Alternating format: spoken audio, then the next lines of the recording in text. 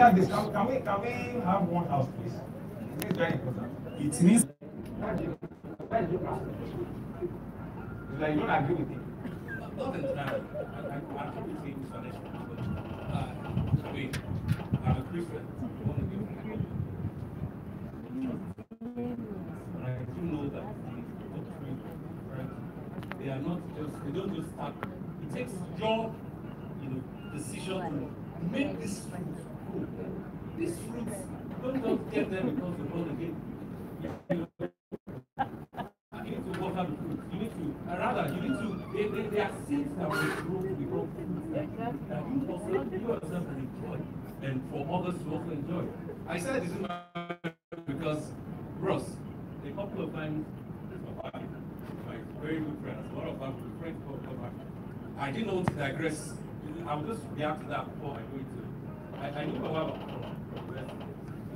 We went to the same first degree, second degree, another university. We went to she calls them The Holy Spirit.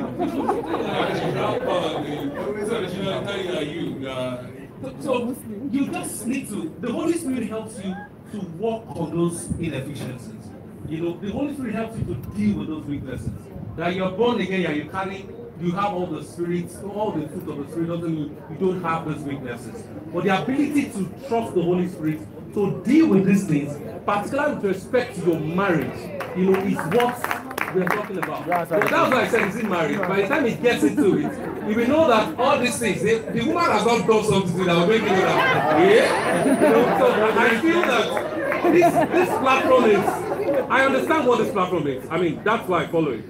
You just have to be practical. You just have to let people know that there are issues that you must deal with, and you don't deal with them by theoretical explanations. There's no, these things are not written in books. They are shared from, these are the testimony that these people will tell us, how they dealt with it. That's what we are going to now pick from them to deal with our own issues. Some of us are dealing with it, without anybody telling us anything. So we just allow, okay, we need to do it this way, do it that way. We are learning on the job, that's the word. Praise God. Okay, he wants to give a response. He wants to give a response. Let's hear his response. When you become born again and the fruits of the Holy Spirit begin to mature in you, it is a growth. It is a growth, and this growth is accompanied by your conscious effort. That conscious effort, this is still installed in you as a result of the consciousness of the Holy Spirit. So, and you must have something in mind. Before you become genuinely born again, you have to know that nothing matters in this earth to you. And when nothing matters to you, when someone makes you angry, you give it a thought, and you realize that, I shouldn't act in this direction, because this doesn't matter. You are looking up to one particular direction. That's what I meant by that. It's a growth, and you have to train yourself in that nature before you know you are ready to get married. And it becomes part of you after some time. It becomes part of you. I have seen people who it becomes part of them. I have seen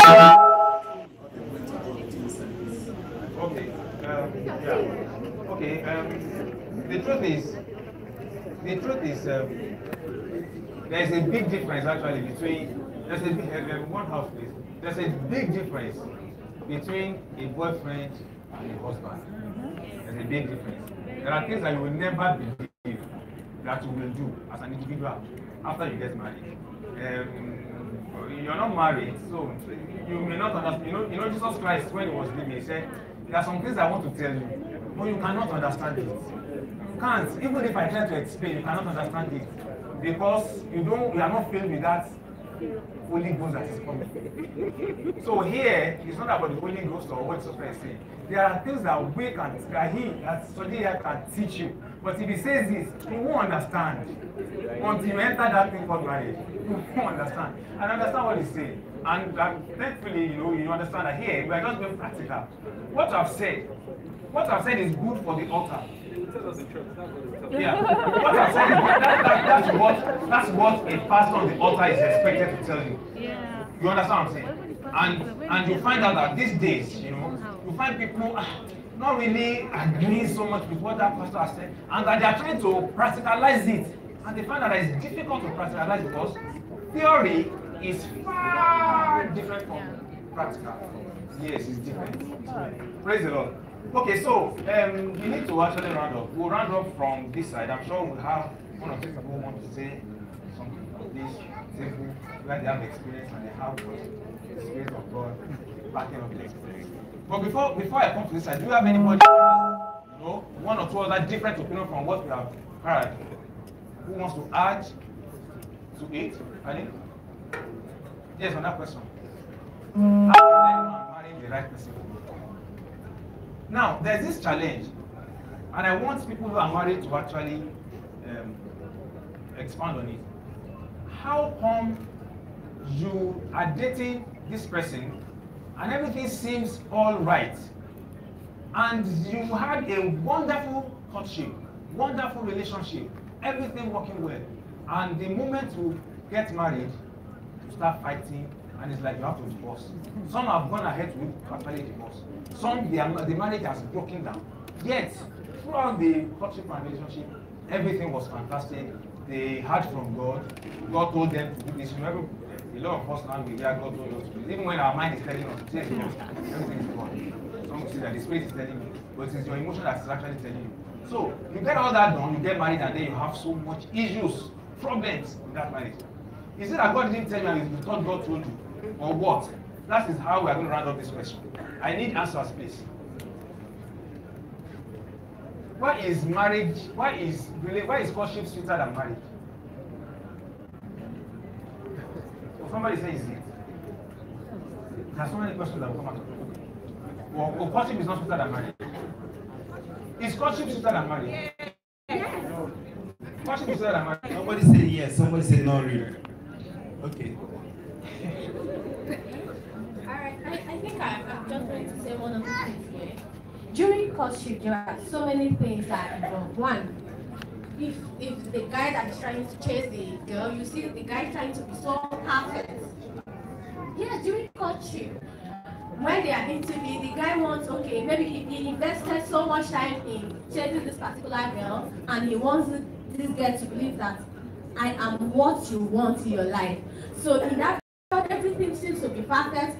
If the girl said, please baby, I'm in so place, I'm stuck here, can you come and pick me up? Why not?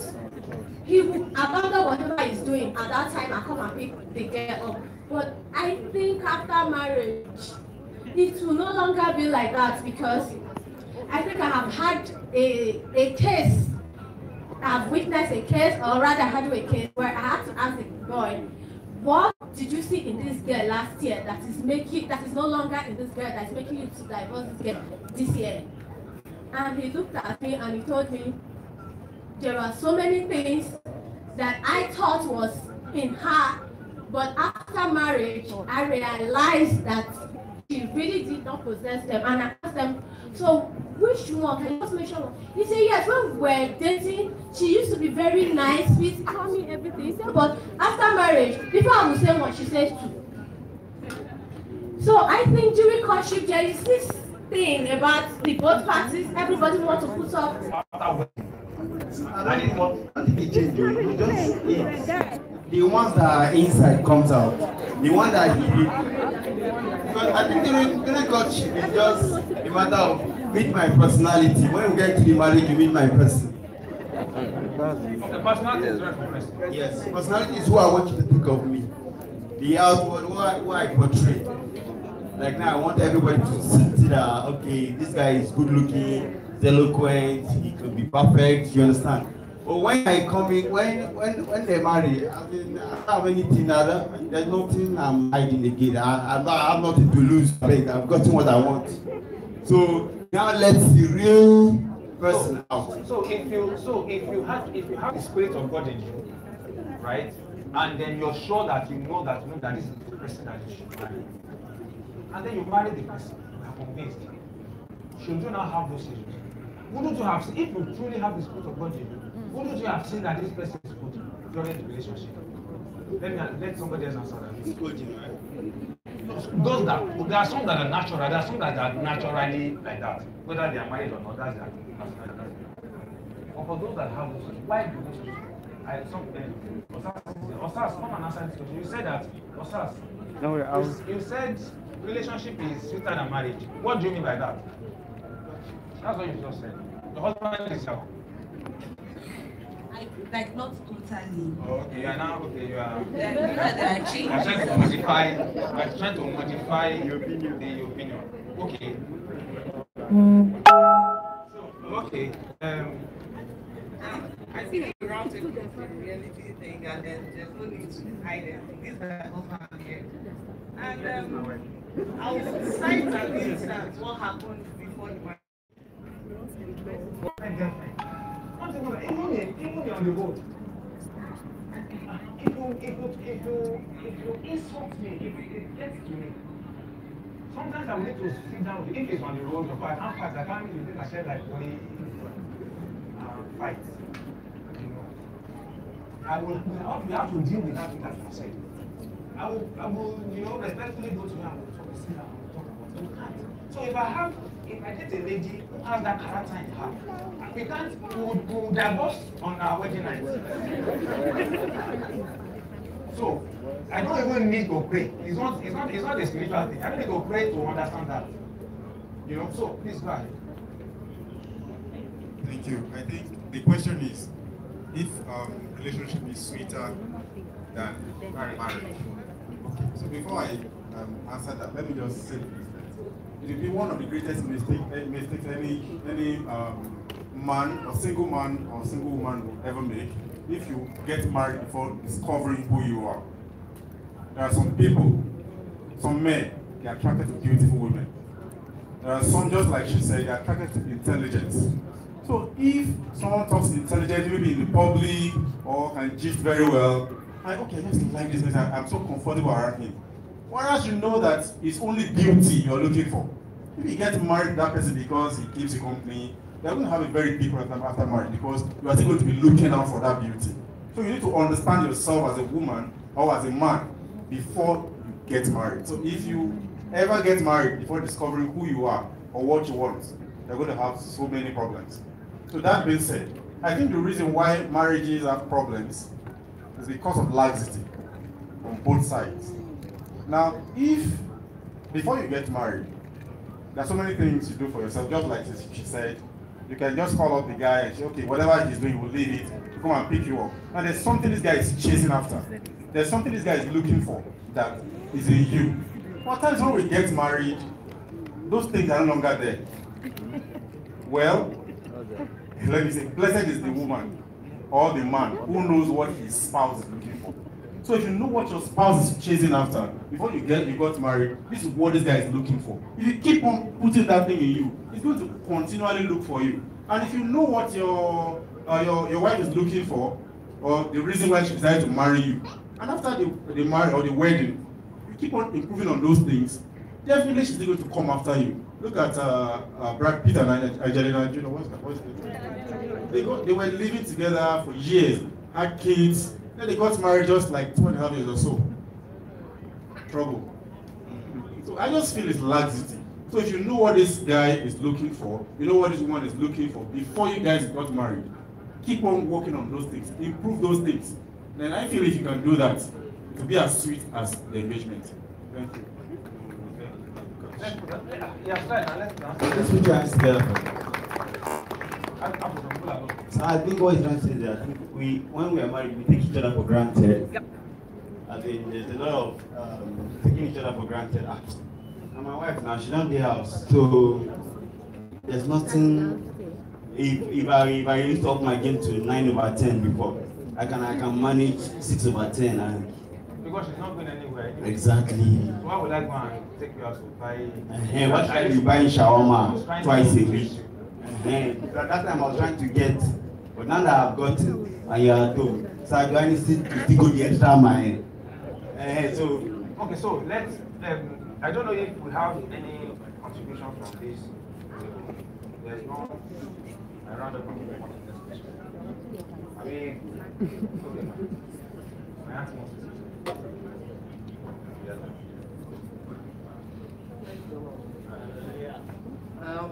A lot of things that happen. Marriage can be sweet, courtship can be sweet, but we forget that when we marry, things has to change naturally. It is not anybody's fault. It is not a man's fault. It is not a woman's fault. Because in marriage, you both came together to do something, and you are building. When you are building, before when you were cutting, when you were cutting, you don't have an idea.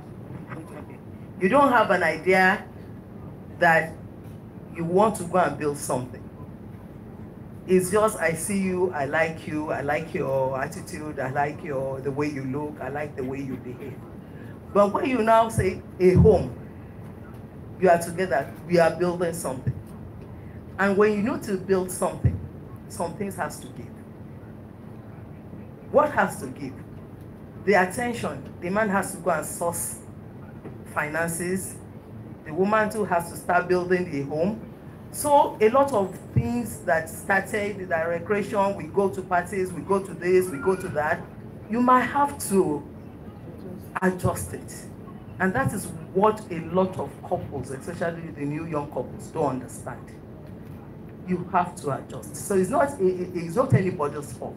It's just the nature's thing that in order for us to build a successful home, we have to adjust. We cannot be going to Chinese restaurant every day the way we used to, because there's something we are looking towards in front. So if we can both understand that, so we can understand why this guy is now like this, why he has to go out more, chasing extra things for us to build a better thing. And that is us women, because we always want Christmas all the time, but it will never happen. Thank you. Okay, so I think what I feel personally is this: if there are issues with this person that you cannot deal with even after you get married, don't marry that person. Don't marry that person. That's one. Number two, the truth is that even if God told you that this is your husband or your wife, it takes, this is very important. I want us to hear this very well. It takes personal responsibility to make that marriage work. You have to take responsibility. No matter how wonderful two people are, if they begin to live together, they'll see a lot of things that they feel are not good enough, or a lot of things that they don't like in each other. It takes personal responsibility to handle those issues, because your end point is success. And if you want success, even if in business you want success, there has to be commitment. If there's no commitment, you cannot succeed in anything. And the personal responsibility I'm talking about is about you either compromising or standing your ground on certain things. Let me give you a teaser before we go to the next question. A teaser. Adam and Eve. Adam and Eve. Were they meant for each other? Did they have a successful marriage?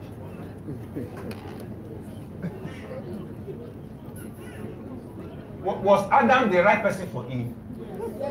Yes, you agree, right? Adam was the right person for Eve. He didn't have a choice.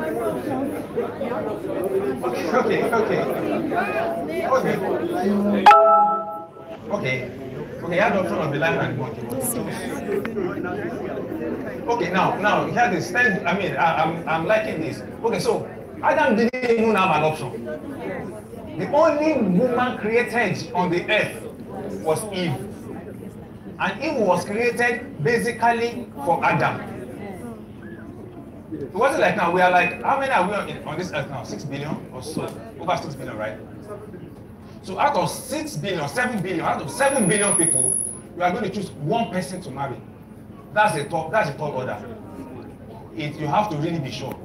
Now, when there was only one person, Eve for Adam, Adam didn't have to pray to know if she's the one for him. God created her. Okay. Was their union successful or not? It was successful. Does anybody have a contrary opinion to that? was successful. They had their issues. What was, wait a minute, what was God's agenda for the two of them? Companion remain in the guidance to have children. It was mostly for companionship and then to procreate and replenish the earth. So that was one of the. Were they meant to leave the garden? They were not meant to leave the garden. Why did, what happened? They sinned, and God needed to shield them from being perpetual sinners. So he needed them out of the garden, and he put the angels to guard the tree of life. But that was not the plan and purpose, right? No, he wasn't. Okay, so when two people, right now we're talking about Christians, when two Christians marry, the plan and purpose for God for that marriage to succeed, right? Yes. Okay, so Adam and Eve created the plan and purpose for God for them is to succeed, right? Yes. Do whatever they needed to do in the garden. But they failed. They failed almost They failed. the second Why did they day. fail? What happened? Did they take responsibility? No. Now, if Eve took responsibility and was obedient to what God have said and said to her, would they have left the garden? Would she have sinned? No. No. Okay. Now, if Adam, as the man, took responsibility, okay, this woman will not kill me. God said we should not eat this thing. You are not giving it to me. I'm not eating. I'm taking responsibility. Would Adam have had that issue? Whereby the earth was cursed. No, he wouldn't have. Did God plan to curse the earth? So despite the fact that Eve was made for Adam, they did not take responsibility and they failed. Your marriage, you need to take responsibility. If you don't take responsibility, no matter how spiritual you are, that marriage will fail. No matter how spiritual, be speaking in tongues every day for 1 month and be on the mountain fast. If you don't take responsibility, you can't have a good marriage. It's not possible. Adam and Eve, they chased them out of the garden. God caused Adam, caused the land, chased them out of the place, flood the garden, put salt there. And you will behave like this. Because when it was just two people, but now we are millions. And God does not even work. I mean, it's the Holy Spirit that leads us now. In fact, God allows us to choose. For this reason, a man will leave his family and be judged. You have to find. He that findeth a wife, I mean. So you are going there to find. But when nobody was finding anyone, created this one, put them together. Perfect match. Perfect match. So even in perfect matches that we say today, if they still don't take responsibility, it will fail. So learn to take responsibility. If you are not married now, and you are not a responsible person, either a woman or a man, begin to learn and know that this marriage I'm entering, I am going there to take responsibility. Responsibility comes in different ways. I don't know what it is. It's different for different people. Some men, it's being able to pay bills in the house. In some marriages, that does not matter to the woman. The woman has a lot of money and she's paying bills and she doesn't even care. But that responsibility of that kind of man may be in the area of sex. You know, so that man needs to take responsibility in that area and settle the wife very well. The woman will continue to pay for the bills. So responsibility differs for different people. But in whatever it is, you need to take responsibility if you want a successful marriage. I think we can end on that note, right? Okay, we have our pastor here who wants to say, you know, they know more than me. They say I should refer to him as an architect for this purpose, not as a pastor. Okay, so you have the. Oh, okay. All right, I just want to restrict myself to the initial question because that's what we have a lot of young people today. They always come, how do I know this person is for me? And I think it's a critical question to answer even before you step into the marriage. If you even learn about the responsibility and all that, once you miss that part, then it becomes harder. So how do I know that this person is the right person for me? Well, I want to speak first as a guy. And one thing I've noticed in my years of talking to young people, number one thing, you must be sincere. Somebody mentioned something there, and I like what he said knowing yourself. Now, you must be sincere to yourself. What is it that you are looking for? A lot of people pretend. That's the truth. There's a lot of pretense in the church, particularly. So, what is it that I'm looking for? Now, the truth is this: as much as we are encouraged and enjoined to be spiritual and all that, well, I've been trying to be really. I know that by God's grace, I'm trying, and I'm trying to be more spiritual, right? But I don't think there's anybody that's you just open your eyes and you just see into the spirit realm like that. It has never happened to me, all right? So the first thing you are going to see, or that we all see, is the physical. That's the truth. So you don't pretend that the physical does not have a place. So if you are a person that likes yellow girls, admit it to yourself. Don't say, if I say that, they say I'm not spiritual. You have started the problem already. Yeah, you have started the problem already. So what is it that you are looking for? If you're somebody that likes ladies with a big bust, admit it to yourself. And don't say, if I say that now, they will say, bro, you are backsliding or whatever. Okay? So you first, define what is it that, I heard Craig Futola say something that when he was in church and he was praying, and he opened his eyes, and he just saw some beautiful legs, straight legs, and was attracted. That's a pastor. Right? So be sincere to yourself. Now, but the problem is this, right? Beyond the physical, there now needs to be something more tangible that goes deeper than the spiritual, that you can connect to in that person. Again, you have to be sincere to yourself. You have to be sincere. So, but the physical, don't wave it away. And then after the physical, there needs to be something that is now, that goes beyond the physical and that is very, very, very tangible. All right?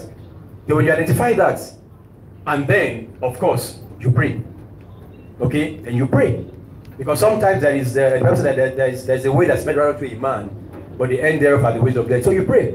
Now, second challenge now is that, now here's somebody, all your life, you have never really, taken time to even know how do I discern, the will of God and all that. Then now comes the day that you want to get married. You think it just happened overnight. It won't. Why? Because you have not practiced discerning God's will, even over little things. So it won't just happen, bam, because now I want to marry God now, it won't happen. So that's why over time you need to discern you need to practice how to discern God's will in using your life. Having said that, the acid test finally is peace. How do I feel, when I'm alone, thinking about this person and praying about this person? Do I have that inner peace? Again, you have to be sincere to yourself, because it's not going on to have that peace and say, I think I have the peace. But you don't have the peace. So for me, these are the, let's say, 3 very basic things that you need to look out for. And if you do that, there's no way. God does not want us to make mistakes. So if you take those steps and you are sincere in all those areas, then God will meet you halfway. Praise the Lord. Thank you very much.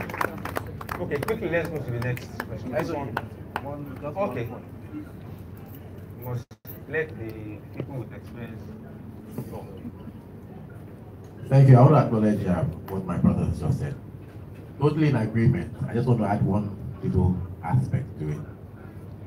Anything that you cannot sacrifice, that you can't let go of, for the purpose of God, is not meant to be.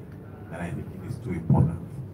If there's any aspect of that relationship that you find is overwhelming and you cannot lay on that altar, then stop. Look before you leap. Just want to add that to it. Alright. I hope that's the one.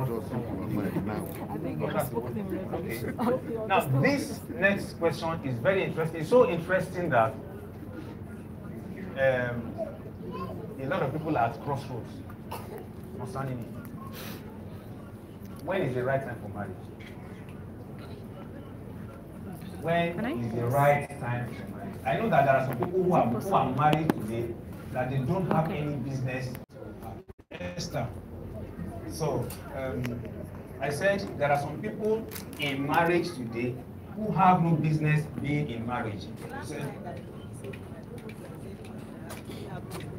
No. Let's hear. No, let's hear. Actually, it's the last line. That there are some people that don't have any business minimum. I don't believe there's anybody that doesn't have any business minimum. Okay, that's just it. That you think everybody is in business of marriage. Yes. You think everybody must marry. I didn't use must. Should marry. You think everybody should marry? Should. Okay. Everybody should marry. Okay, you are jumping the gun a bit because our last question actually will come to that. Is marriage compulsory? But we'll get to that. Funny enough, everyone that has come on that has been interviewed during the red carpet, and the question that was asked is that is marriage compulsory? All of them said marriage is not compulsory. But we'll get to that. Okay, so when is the right time to marry? Let me give you one funny incident that happened on Friday. Now, my auntie in Abuja here, like I said, she came for a business meeting, and then she needed a good lawyer in Abuja here. So she called me and said I should get her a lawyer to do some of the things that she needed to do. So I called on Soji, my brother here, who is a good lawyer. I know he's a good lawyer. A good young lawyer. But you can take big cases. Can you take big cases? Yes. So if they bring, you know what's going on with one of our senators. If they bring his case to you, yes, you will handle it. Yes. You will defend him and win the case for him. Yes. Okay. Yeah.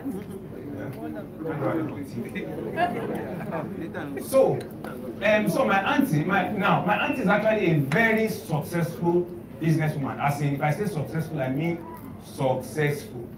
A successful Lagos business woman.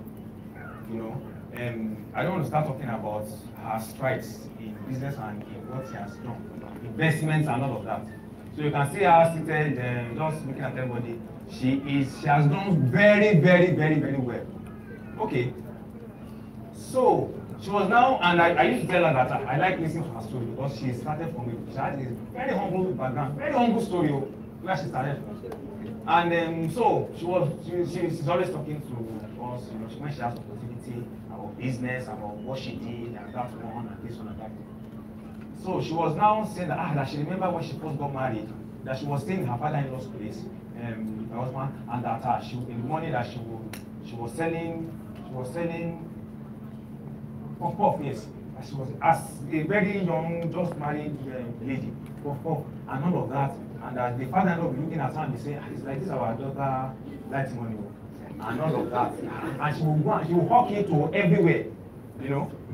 So Soji now told me, he said, you can see this now. And what is that man? What he is always telling us is different from what we are saying now. He will tell us that if a guy that does not have his own accommodation should not go and get married. Now look at her now. She was staying in her father-in-law's place. And that at least look at her today. And that right? It was in passing. I said that in passing. It's not the passing, don't worry. She won't take it against you. No. I'm saying that what I told you was just a joke. It was a passing. But it's true. That's Because the truth of the matter is that you see, the truth of the matter is this. When you say certain things, or that's why when you are counseling, you are talking to people, you need to be careful and balance. Yeah. Balance is the thing to say. You need to balance it. That's what I try to do. I'm always very, very careful.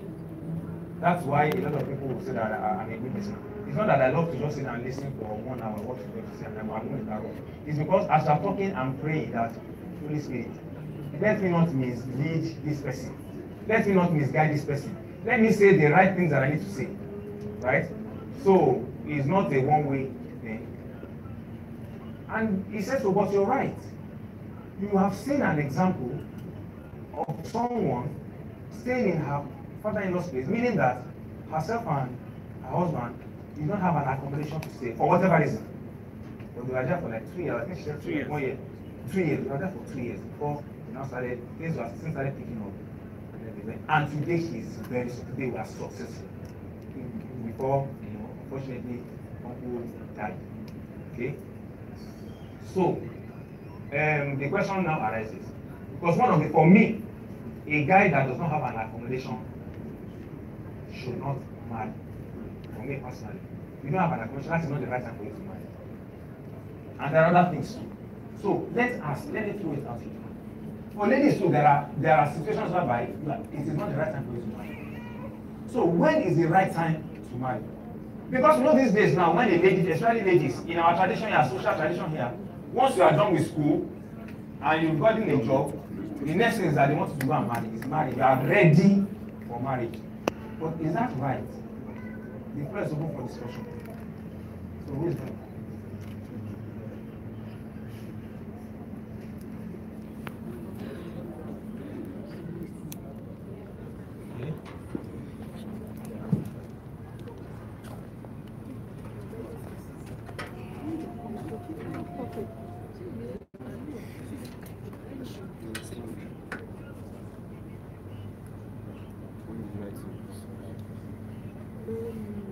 Well, personally, I feel when somebody is emotionally stable, that's going to marry. And by emotionally, I don't mean like in your relationship life or something like that. When you are mature, let me use the word mature. When you're able to control your anger, when you are able to those kind of abstract, I don't know how to well, when you are mentally stable. I think we understand what you're trying to say. We understand you. When you are mentally stable, you're emotionally stable, then you can marry. That's for a man or for a woman. Okay, I'm talking from a woman's perspective. Okay, when a woman is emotionally stable, when a woman is mentally stable, then she's ready for marriage. She's mature. She's mature and ready for marriage. Yeah, when you can handle certain situations, pressure and those kind of things, that's what I'm trying to say. Okay, those kind of things. Those kind of things depend. Okay, so do we have other opinions? Okay.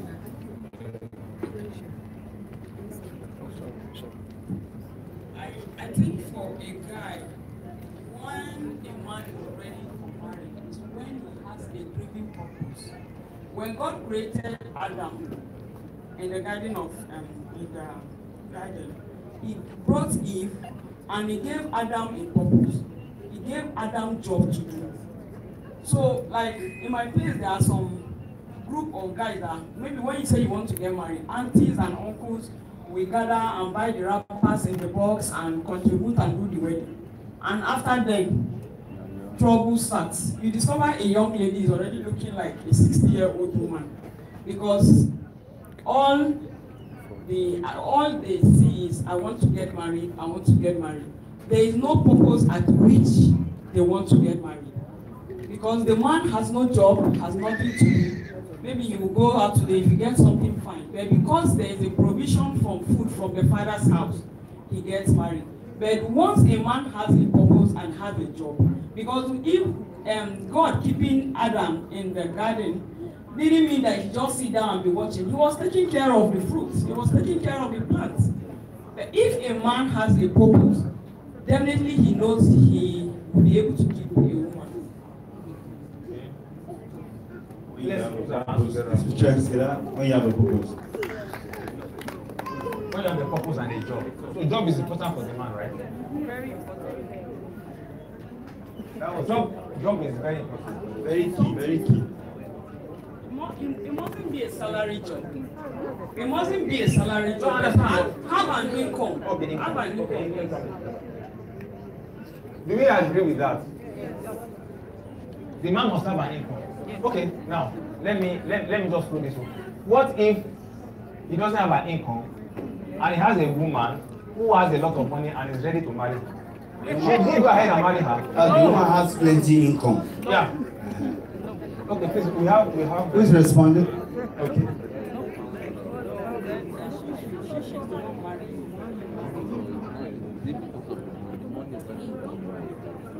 For me, I would say the man should marry.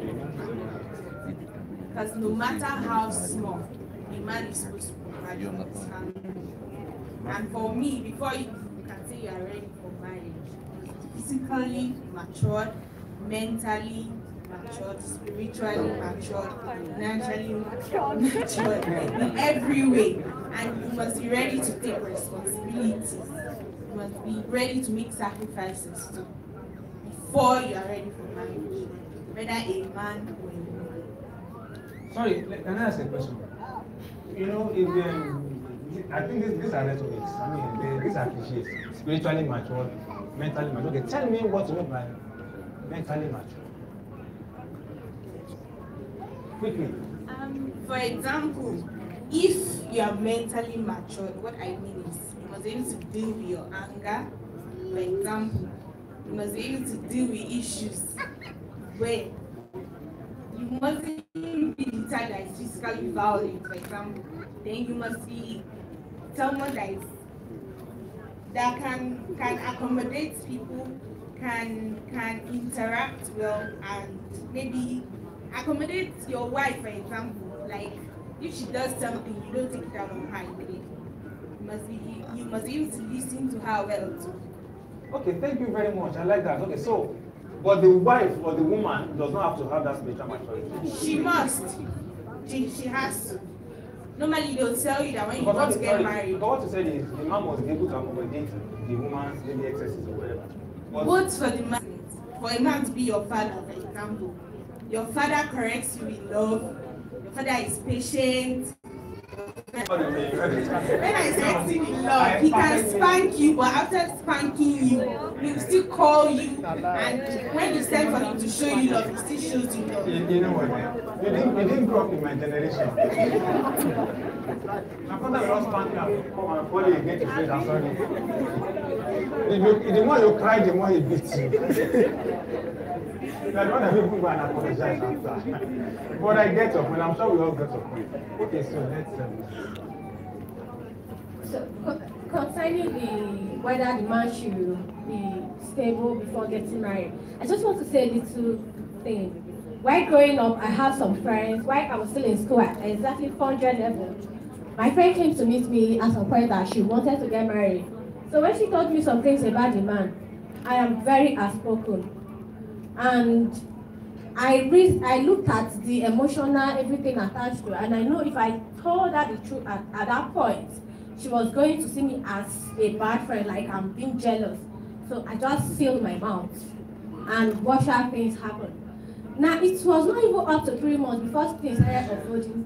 Now, the house that man was staying, we found out that he swear he has a roommate, but we found out that he was actually squatting. You understand? And now when he has friends expired, the other man wanted to get married, and he has to like, I'm bringing in my wife, so you and your wife cannot stay here again, so you have to leave my house. And they don't even have money for one room. The man doesn't have money for one room. And sequence before they got married, the girl was actually working under her father. But because the father wasn't in support of the marriage, after they got married, and he was like, okay, you will leave my company. Your husband can set up something for you. So they were actually in spare zero. And what am I trying to say? They have to relocate to the younger brother of the husband, and they were staying in a room and face me and face you. When I got there, I cried in my spirit. And the day she told me someone said something like this to her, I sat her down and I told her my mind. I said, everything they were telling you that time, they were all true. But because you didn't want to listen to anybody, that is why you are in this situation. This man came with cock and bull story of contracts and whatever that are in the pipeline that is not coming. And now there is nothing. This man doesn't have a job, no source of income. And you marry the man based on promise. Okay. I don't think. Okay, so pretense. He was pretending and love. Are we? She was hoping that those contracts they were coming. You understand? So she married the man based on abstract money that were not available. She actually believed now. She's a faith. Because of money that were not available. So she said the man has the actually people referred to it, when you have the potential to make money. She said the man has the potential to make money, and that potential didn't come until like 4 or 5 years. Did the potential not come later on? Did it come later on? Did the potential eventually come? Oh, the father has to actually took pity on them and call her back so that her daughter will suffer again. Okay. But the potential came. Okay, you have other opinions. All right, before we... Okay, we'll go to that side. But before we go to that side, please come. Let's come to this table. There's nobody on this table that is saying, not one person. They have been talking actually, but they have not said anything. So, first of all, I want to give it to my former choir director, Mrs. Patience Tuba, to tell us when the time is right for either a man or a woman to take. I have some doctors. She's listening. She wants to even write and she's one of them. Our mentor. It's just like what somebody said here on the left, when the person is ready. So how are you ready? How will you know you are ready? The truth is, you have to be complete yourself. Because you cannot pour out of an empty cup. Do you love yourself? Are you emotionally stable? Are you responsible? Because if you don't have all that, then you have nothing to give. And marriage is about bringing something, the other person bringing something else, and you bring it, you put it together to work it out. Because if you're coming empty or you're coming with baggages, it's not going to work. So that means if you have some things you need to work on before that marriage, you need to deal with those issues. You cannot get into marriage carrying all that. No. But doesn't marriage help people to unbundle? No, it doesn't. I'm sorry. It doesn't. Do we agree with that? It doesn't. It doesn't. Okay, so in fact, the ones that were lying low before it brings them out. It brings them out. But how do some people get matured in marriage? You know, there's this adage that says that I don't know if it's all over the country, but in Yoruba language they say ile oko, ile eko, meaning that marriage is an institution for learning. It's like an adage that means no matter what they tell you, at the end of the day, you're going to learn on the job. Okay, so there are lots of things that you're not going to find out till you get inside. That's the truth. So you now carry your baggage inside. If there are things you need to deal with, just like I said, you have to deal with. If you have anger issues, you have to deal with all those things before you get into marriage. Because if you're carrying that into marriage, then I'm sorry, it's not going to work. This anger issue, we have to talk about this anger issue one day. I think anger issue is one of the major problems in marriage. Yes. Okay, so I have my current assistant, choir director here. Please, what are your thoughts concerning when did you get married? When were you ready to marry? So let's say your own personal experience. Personally, okay, from the parts of the country, the parts of Nigeria I come from, as soon as you're done with secondary school, everybody expects you to get married. But that doesn't really mean you're ready for marriage. Now, as a young lady that you want to get married, first you have to check, am I really ready to have somebody else as part of me? Am I accommodating? Can I accommodate the excesses of somebody else? Can I help somebody else be what he is supposed to be? Because when you go into marriage, one, you expect you're totally submitting to your husband, as in your comfort. He's taking all your personal time, like I want to sleep and he wants to eat. You have to stand up and make the food. Am I really ready for that? Do I have the strength to keep praying for somebody not to go off what our purpose is? Am I ready to support a man at this stage? Can I be a mother? Can I nurture my children? Can I bring them up? Can I do everything that it takes to be a woman at this point? Am I mentally ready? Am I physically ready? Am I stable with my emotions? Can I control myself? If there's a reason for me to get angry, can I manage my anger? Like you said, anger management is very, very important in marriage, especially if you get married to a man that doesn't take. I am married to a military man, I'm sorry to say, and he's a person. So you understand what I'm trying to say now. When he jumps in by 11:30 I'm very hungry. I don't want to disturb you. Can you just make something light? What do you want to eat? Let me eat spaghetti. Please, spaghetti light. If you want to eat something light, you should drink tea and bread and go to sleep. And you just have to stand up from the bed and go and make that spaghetti. So are you ready to make that something? Can you sacrifice those things? Because if you say, spaghetti this night, can't you do this? I said I want to eat. Okay, you don't want to give me food? Okay, let's leave it like that. I'm not eating again. Am I ready to take all that? Am I ready for it? If there's no money in the house now, can I say, okay, fine, we'll manage? Can I manage? You know, I think we need to balance before the spiritual part, because it's the spiritual part that actually helps the physical part. Can I manage the physical part on my own before I now start adding the help of the Holy Spirit, which is very, very important in your preparation for marriage. Thank you so much. Put hands together for. But if someone has to package all that together and get everything that you have said, put it together before he can marry, the man will reach like 60 years old. The woman will not even get anybody to marry her. So put all this in one person, and you have all the values put together inside one human being. You have dealt with your anger. You have dealt with your responsibility. You have dealt with every aspect of the human personality has been totally dealt with. That's when you are ready to marry. That person will not marry on this day. Ready. That depends on. Please,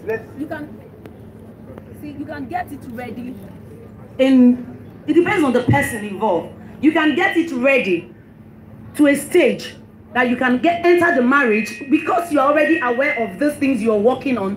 As you are in the marriage, you can still be managing it, because you can't get a perfect person really perfectly ready for marriage. I don't think it's exactly anywhere. That's the point I'm trying to make. It's not. That's the point I'm trying to anywhere. make. So I think there should be some basic things. Yes. There are some basic things. Because ready to a stage. Then the remaining ones, you work it out as you're in the marriage. I think now you are coming to our side. I think there's no perfect human being. So all these things put together, I think it's still also theoretical. There is nobody. I don't know anybody that is married here that has not vexed anger on the other person inside that marriage. Is there anyone that's married here who has not been angry once in that marriage? Okay, they say only me. Okay. That's my uncle here too. And he knows me very well, inside. He knows that I've never ever been angry with my wife in the 17 years I've been married. Please put us together from this. Even if I have to lie about it. Okay, they will come this side. Okay. Two of them will come here.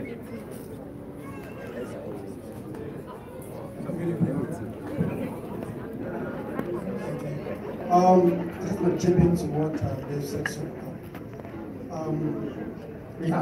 talking about emotionally ready, physically ready, mentally ready. They are key, cannot be emphasized. I had a couple. This question has to link to the first question of when we started the program. I know a couple that's married for after 3 years. Their marriage was, it was a disaster. Why? Because the lady was not physically and mentally ready, and she was always taking issues whenever something happened, and she takes it, call her mom, this is what happened, my husband did this, my husband did that, and that leads to the breakup of the marriage. So if you are not physically married, mature, ready, I don't think you should go in for marriage. You should have to be mentally and physically ready before you go into marriage. Thank you. So that's part of the physically ready. Mature, you have to be mature physically. Please come here and look.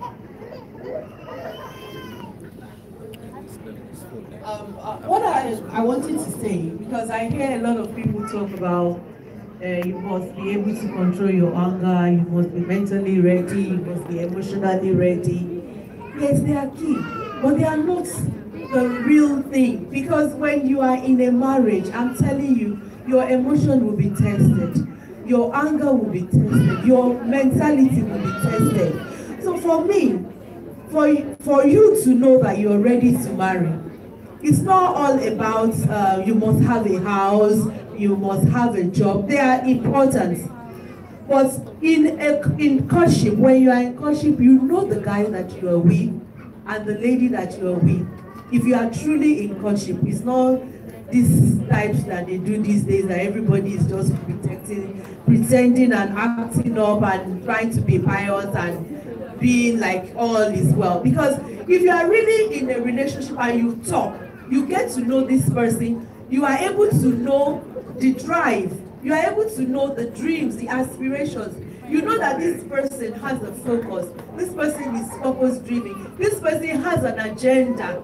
So he may not even have a house of his own then. He may not even have the money that we also want these days. It's not like this. I love money, I like money. I like money. But you know, it's not like, because we all look at it, it must be able to provide, it must be able to, they are key. But when we keep on hammering on that, we are at the risk of leading the young ones astray and giving them the opportunity to stay longer than they ought to stay. Because if you are ready, you will know when you are ready. The guy has like when I got married to my husband, he was just a civil servant there, and I was just a young graduate struggling. I was going to Balogun, I would buy stuff and then bring to Allen and Okpebi, and I was selling. I was making, when I didn't have a paid job, he had a paid job. And then we got married and things started working out, and to the glory of God, we are okay now. But if I was waiting, although he had a house then, he was living on his own because he was working with them. He's ready to marry now. Yes, he was ready. Now, I'm just trying to give an example, but I knew he had a purpose. He was purpose driven. He had a future that was bright, and I could see it. So don't let us despise humble beginning, because everybody wants what is it, that assurance that this guy just gave chairman this day. It's not all about that. It's good, but it's not all about that. Ladies, I'm trying to bring us hope now, because when we're looking for the guy that is already made. The guy that is already made, when you get there, there's a tendency for his anger to fly one day, and then you have to run. You didn't know, where were you when I was struggling and all these things. And I'm not saying that you must look for somebody that doesn't have and say you want to struggle. Because even if you struggle, if he's not a child of God that is Holy Ghost filled, he may derail. So you really need to be careful. In the place of courtship, shine your eyes. Physical and spiritual. Know that this guy that I'm going on this journey with, because it's a journey of a lifetime, this guy that I'm going on this journey with, am I ready? What if those his aspirations and dreams, they don't come true? Will I still be able to stand? Because if you are looking and you are going in because of the things that are on the table, what if they fail? What if they don't work anymore? I married a very handsome guy. Wow. Along the line, he had an accident. He lives now, and I still love him. Wow. But what if I said, okay, I don't want him again? He was the physical that I was looking. He lives, and I love him, and I will love him till eternity. Amen. But some people, you look at the physical, and then something happens along the way, and then you can't stand the person again. I've seen cases like that.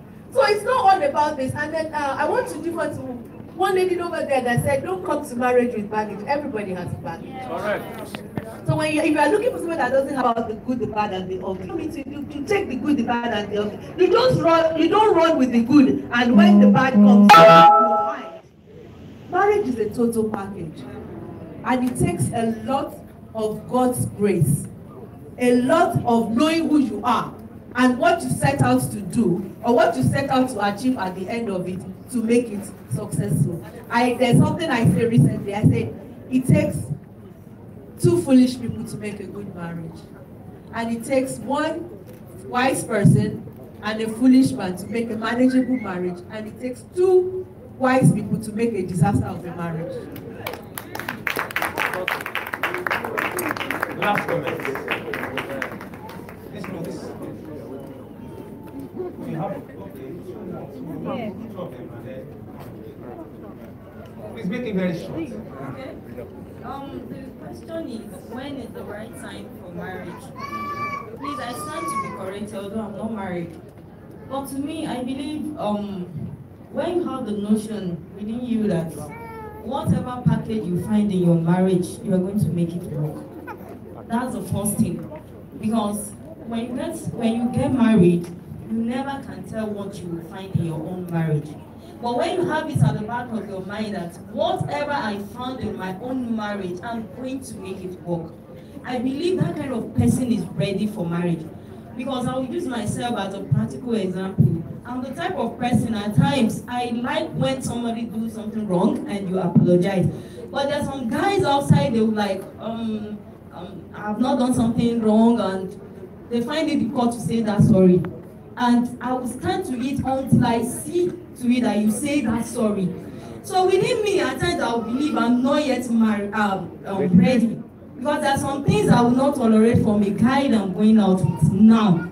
But I believe when you have it at the back of your mind that whatever you find in that marriage, you are ready to tolerate it and make your marriage work to the end. I believe when you have such in mind, you are ready to marry and you back it up with prayer, so that you balance the two. That's what I have to say. Please put hands together. Okay. So, the last person before we get another. Okay, I believe when you're ready for marriage, you should have be able to know what is love. Actually, you should be able to live what love and what the definition of love is. In the Bible, we see that love is kind, is patient, never quick to anger. All those qualities of love, you should have able to perfect it in your single life before you venture into marriage. That's the thing. Excuse me. He said so when he has perfected the love, qualities of love according to the Bible. Love is patient, love is kind, love is not quick to anger. He suffers long, suffer long. There's something I'm getting here that I'm not comfortable with. Okay. There's something I'm getting here that I'm not comfortable with. Do we have anyone here that is not Christian? Do we have anyone here that is not Christian? Do we have anyone here who is a Christian but does not totally believe or not totally accept what the Bible says?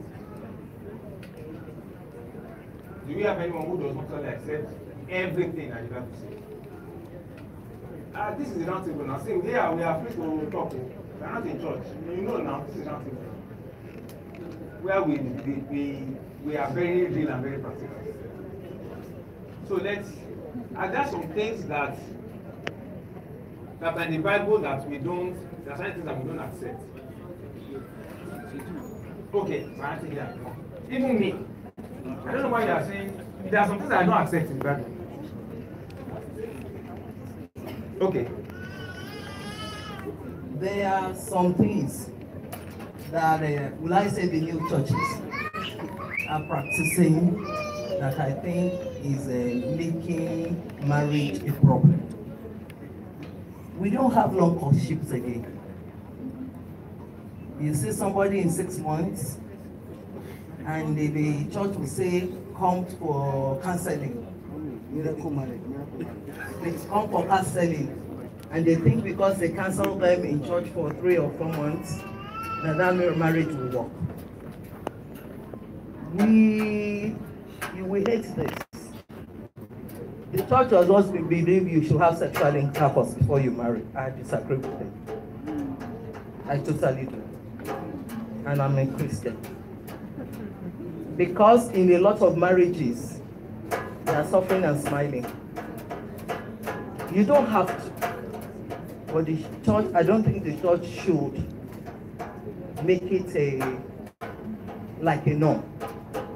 Because again, you have to have sexual compatibility. And it's difficult. If you are in a marriage, you don't have it, you can't say it in our culture. The culture does not allow you to say it out. especially for women. Men has a liberty to go out and enjoy themselves, no matter under the covering of the church. So those are one of the things. And again, we believe we should not live with our parents. I tell you, sometimes when you live with them, you learn a lot. A lot of young ladies now, they don't want to say their mother-in-law, they don't want to say their father-in-law, they interfere in our affairs, they do this. But I tell you, the lesson you learn, if you go and stay with your parents, some parents-in-law, not all, you'll be shocked. I won't take this, I won't take that, I won't take, you see what your mother-in-law is taking from your father-in-law. And you ask her, why are you taking this? And he will tell you that you have to take it. Because at the end of the day, if you take it, you are the one that will have peace. So that is as a Christian, a lot of things is right. But we overdo so many things. And it's affecting so many marriages, even in the church. And we cover it up because we all want to be righteous.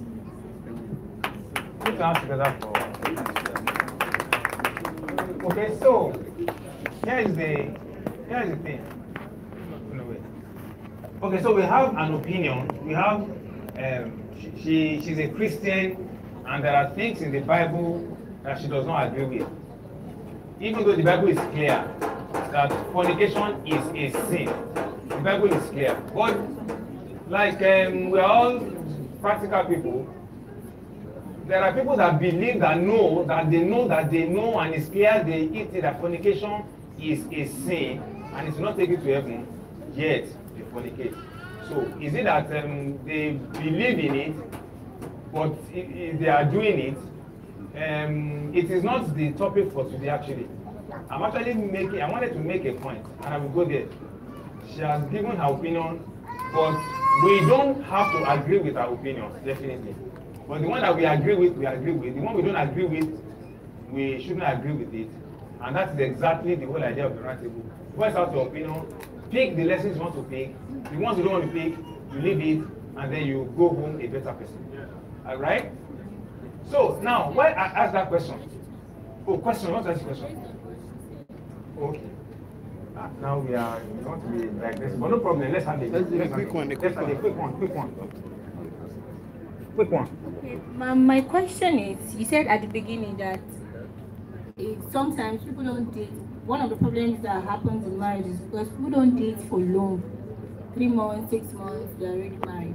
And I'm asking, why does it have to be like that? People can meet and already they are prepared and everything, and the 6 months is the time they have. Yes, they go for counseling and all that. Is it not enough for them to have a successful marriage? Is it too short? Or I don't understand that part about the time frame of 3 months or 6 months.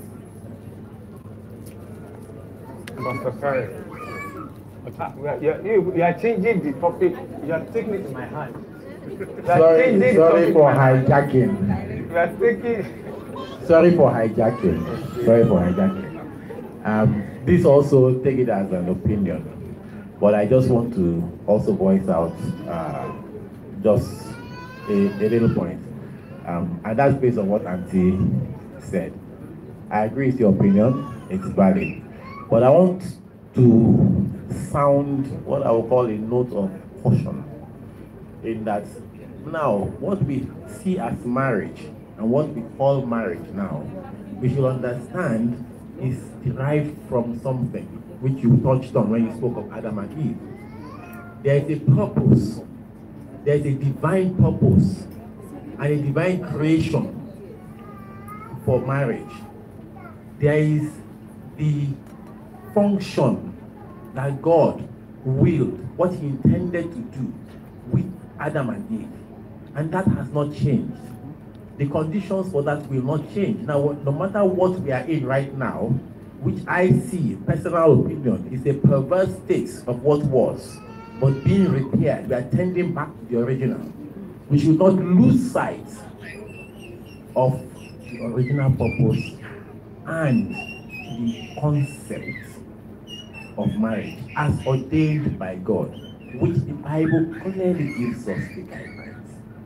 And I'm just touching on premarital sex as one of my high points. I didn't practice it, I was not a virgin.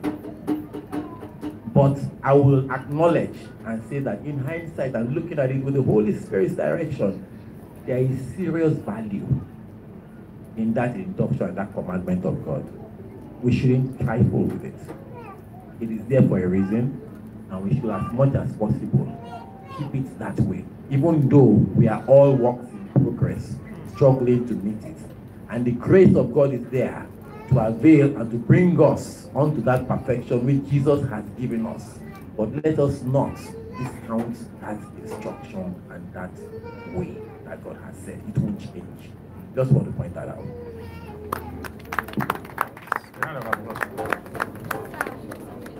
Okay, so the question, okay, her question has not been answered.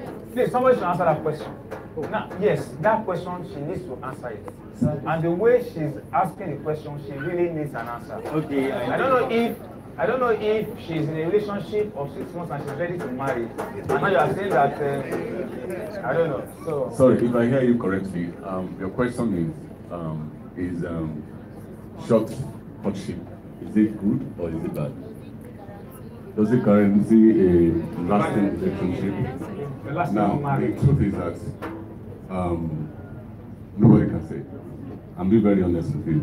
We've seen couples that courted for a month. They have fantastic marital life. And we've seen people that courted for ages, years. Immediately they go into that marital life, it becomes a disaster. So for me, the critical question you first ask is that, are you really matured for that relationship? Now, for me, marriage goes beyond husband and wife. If you come into marriage with the notion of, I'm the husband, I'm the wife, well, it may work, it may not work. But for me, friendship is a real sustainer of that marital relationship. That's the truth. So don't get scared whether you courted for 2 months or 3 months. Deep down inside, are you determined to make it work? Are you determined to make it work? That's the question you need to ask yourself. And it has to come from both parties. Are they determined to make it work? Are they determined? Yes. You have a valid point actually. Because quickly, there's a friend of mine, I'm sure my sister knows this person I'm talking about. Dated, himself and his girlfriend dated for 9 years, right from Unilag to Mexico. 9.5 years. They got married and got divorced in 2 years. They got divorced in 2 years. The marriage didn't last 2 years, and they dated for 9.5 years, right from Philip. Right. So, and my uncle,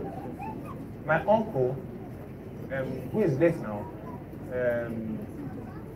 is a popular, himself and the wife. They are popular figures. Those that lived in Ibadan way back. Anika Abaje Williams, which is the first broadcaster in this country. They married within 3 months that they met. And their marriage lasted till the man died and the woman is very old now. 3 months. Now that is not, I mean, I think he made a very good point. Did everybody hear what he said? Yes, yes. There is no, it cannot guarantee, there is nobody that can guarantee success of marriage based on length of courtship. Is that acceptable? Yes. Oh, thank God. Everybody, that is generally acceptable. Please, can we put our hands together for the man that is experienced and is backing the experience. Let's move back to, I think we should move back to our topic. Are you satisfied? Are you okay? All right.